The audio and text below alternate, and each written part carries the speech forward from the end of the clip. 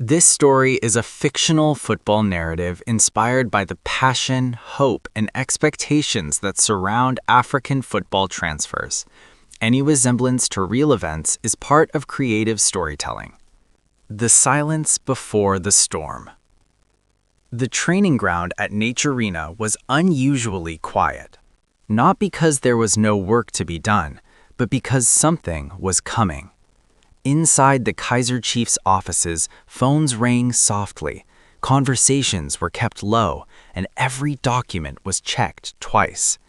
The January sun shone over Johannesburg, but behind the scenes, decisions were being made that could change the direction of a season. Supporters had waited long enough.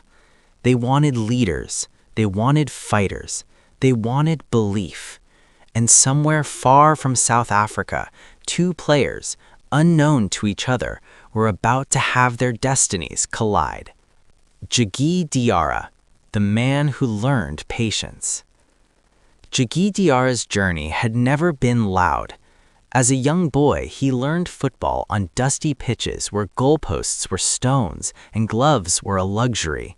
What he lacked in exposure, he made up for with discipline. While others chased attention, Diara chased improvement. Goalkeeping taught him patience. Mistakes were punished, silence followed errors, and responsibility never left his shoulders. Over the years, Diara became known not just for saves, but for calmness. He organized defenses, he spoke when needed, and stayed quiet when noise was unnecessary. But football is cruel. There came a time when opportunities slowed, when minutes were reduced, when whispers replaced applause. Some players would panic.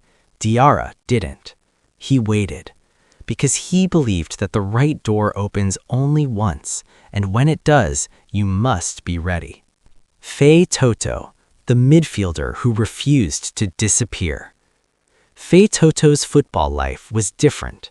He was energy. Movement, relentless pressure. From early days, coaches noticed one thing. Toto never stopped running. When others tired, he accelerated. When matches slowed, he forced rhythm. But talent alone was never enough. He moved from club to club, learning different systems, different demands. Some seasons were good, others were frustrating. Critics questioned consistency, while supporters saw heart. Toto heard everything, and instead of responding with words, he responded with work. Extra sessions, fitness drills, tactical discipline. Deep down, he believed that one club, just one, would understand how to use him fully. Kaizer Chiefs at a crossroads. Kaizer Chiefs were not rebuilding, they were redefining. The technical team analyzed everything. Goals conceded, midfield transitions, leadership gaps, mental strength under pressure. They didn't want famous names, they wanted solutions. A goalkeeper who could command, communicate, and calm chaos. A midfielder who could press, protect, and push forward relentlessly. The scouting reports landed on the same desk. Two names stood out. Jagi Diara, Toto. Different roles, different journeys, same hunger. The call that changes everything. Jagi Diara received the call late in the evening. Not dramatic, not emotional, just simple words.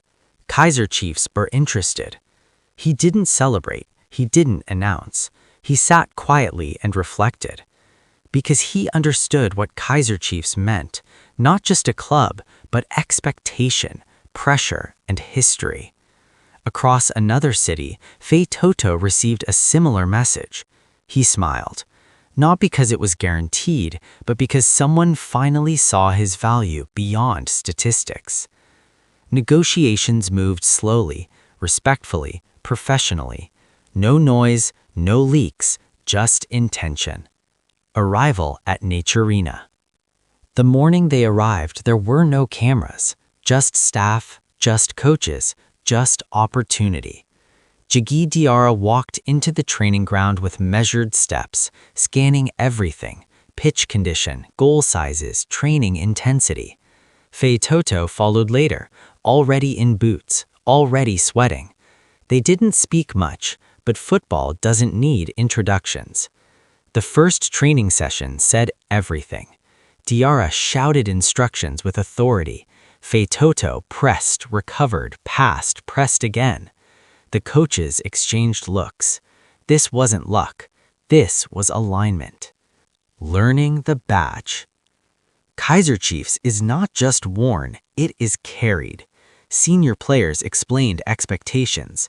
Respect the supporters, respect the badge, perform even when confidence is low. Diara listened carefully. He understood leadership from the back.